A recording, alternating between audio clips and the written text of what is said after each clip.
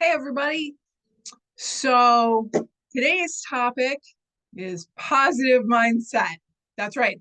We're going to talk about actual positive mindset, not toxic positivity for those of us living in chronic pain. If we haven't met yet, my name is Amy Eicher. I am a chronic pain coach and I help motivated women get out of pain and get back to lives they love through the use of education, movement, and self-discovery. All right, let's get into it. So, we've been talking about the importance of dealing with the harsher realities of living with pain.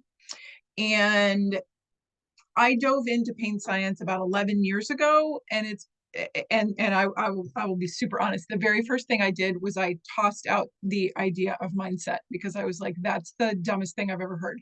I don't I don't want to hear about how you think I need to think my pain away or be more positive about the fact my life has been decimated for 2 decades by my pain. So please know that is not what we are going to be doing here. We are not thinking away our pain because that is not a thing. If you could think away your pain, you wouldn't be in pain. Am I right? Am I right? Tell me in the comments. Did thinking away your pain get you pain free or did it just make you more frustrated? Because frankly, comments like that just make me more frustrated. So let's talk about what a positive or authentic mindset really is. If you followed me for very long, you know that I cannot stand most of the terminology that researchers use to discuss these concepts. Positive mindset being another one. So we're going to call it a realistic mindset or authentically positive mindset because toxic positivity is for the birds. I tell everyone our brain knows when we're lying. So if you're like, you wake up and you're in scads of pain and you're like, I'm going to have a good day today. Yay, right? And you like put your cheerleader outfit on and get your pom poms out and you're like, woohoo. Your brain is like, woman, what is wrong with you? This is not going to work out. You are clearly delusional and I need to protect you. And you know what tends to happen? Our pain increases because we're not paying attention to the realities of what we're experiencing. So, what is an authentic mindset?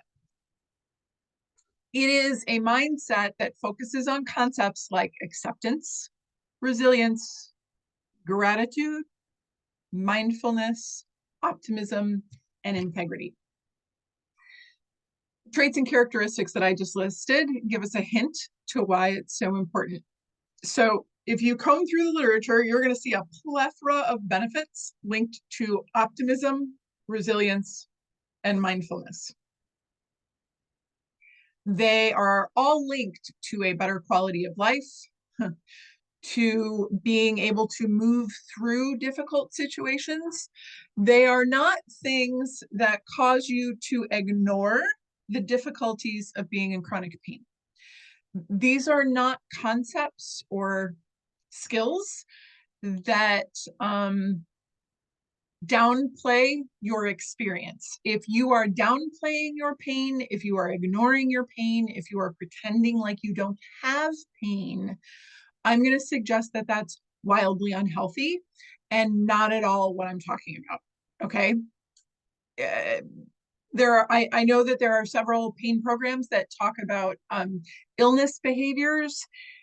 And I think a better way of saying that is things we do when we're sick, things we do when we don't feel well, things we do when we're in pain.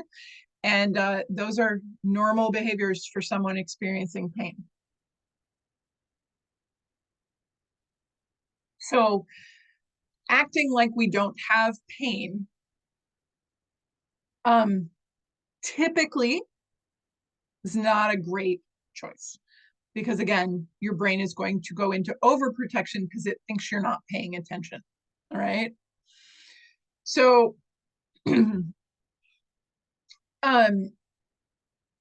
if we know that this authentic mindset influences how we manage and experience chronic pain, we really should probably figure out how to accept, how to become more resilient, how to practice gratitude in the midst of the muck.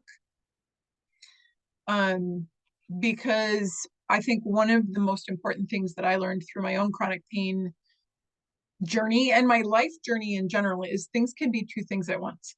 They can be awful and they can have like flecks of good in them. There's very, very little in this life that is 100% bad or 100% good. If you have watched the movie Inside Out, that is basically the conflict through the whole movie. Joy is trying to protect everything and make everything happy. And in doing so, I would argue that's toxic positivity.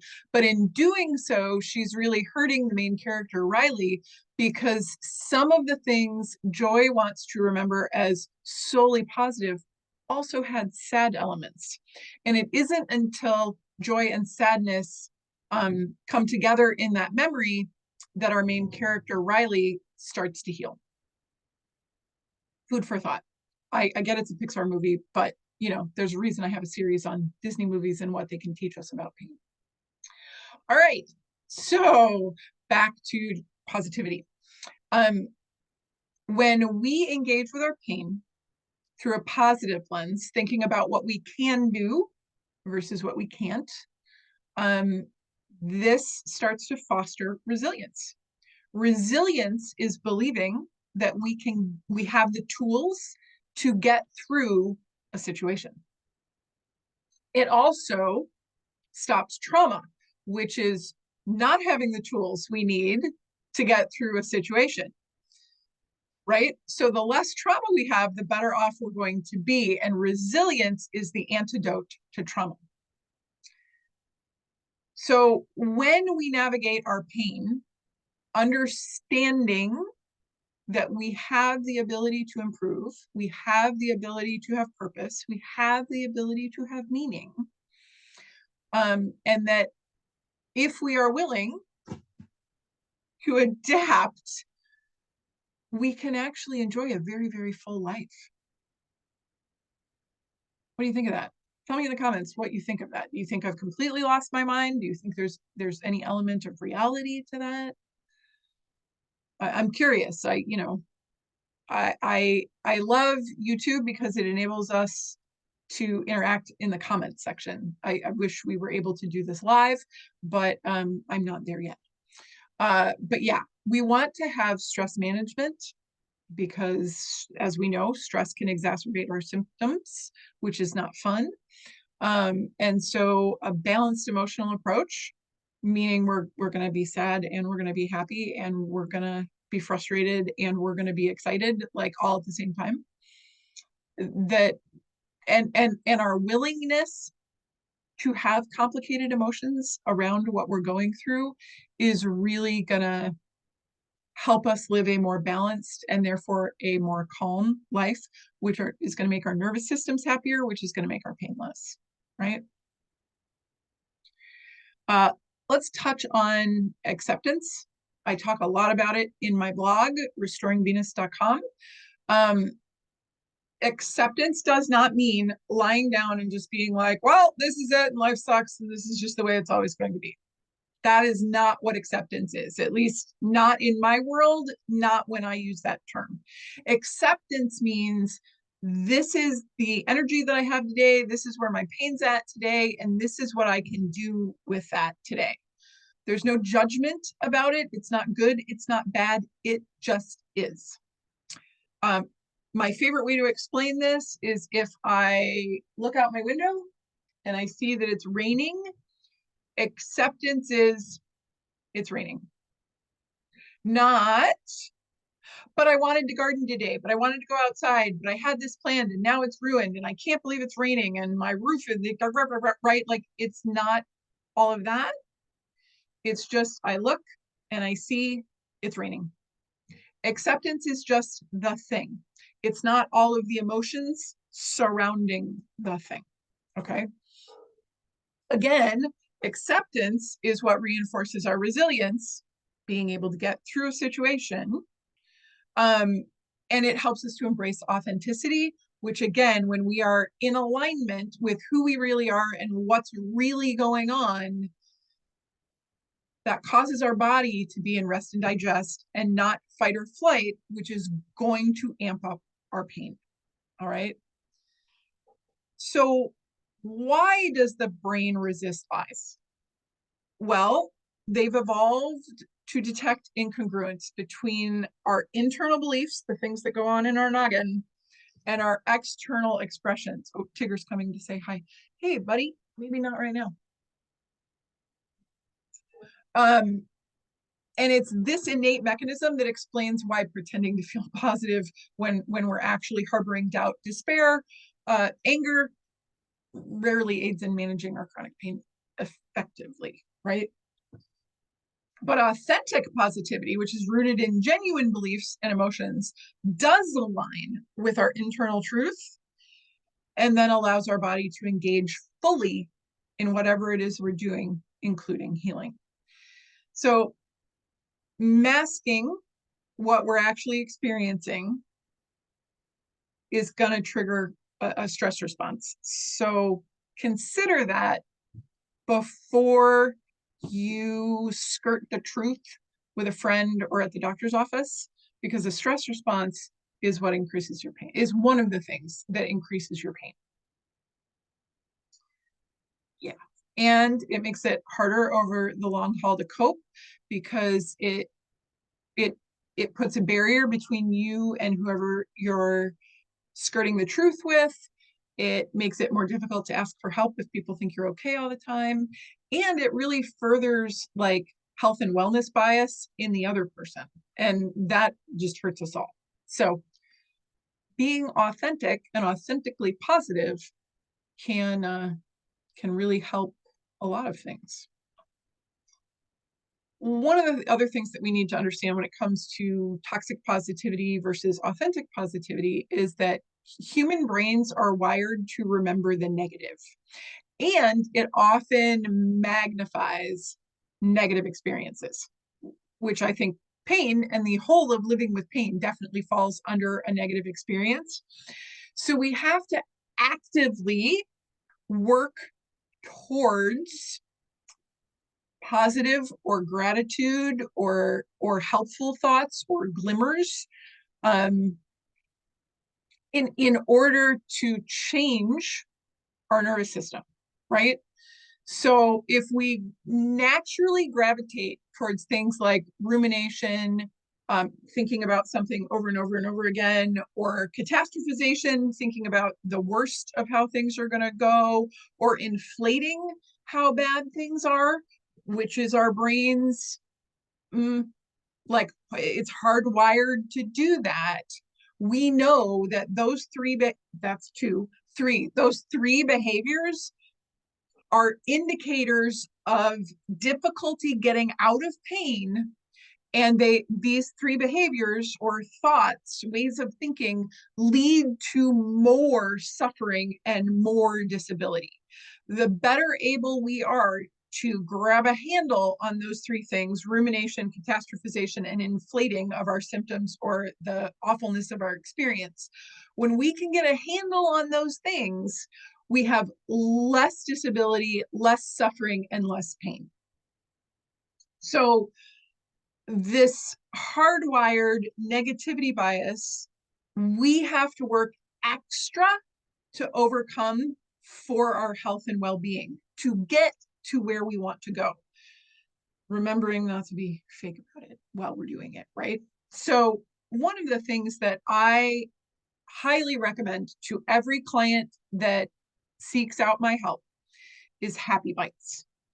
Happy Bites are lists of things that you can do, just you, does not require someone else to participate, that just make you genuinely happy, that make you smile, that make you feel good, right? And you're going to make the longest list that you possibly can of these things that you can do for 3 to 5 minutes, tiny little bites, and you're going to sprinkle them throughout your day. I encourage people to start with 5 to 7 of them through your day. You can use it as a little break to break up your day with whatever you're doing, but Happy Bites, highly recommend. They help wire the brain and the nervous system for happiness, and gratitude. While we're doing that, it would also help if we can switch our thinking from all of the things that we've lost and all of the things we can't do to celebrating the things that we can and the tiny little successes that we have.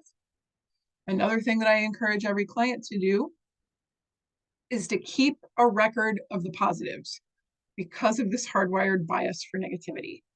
So whether you keep that on champagne corks or paint chips or little pieces of paper tossed into a ball jar like I do, keeping track of the things that you can do and the progress that you're making in whatever it is that you're trying to progress at will help you in the long run. Because on those hard days, all you have to do is go back and look at all of the progress you've made to remember that it's possible, because it's so easy to forget.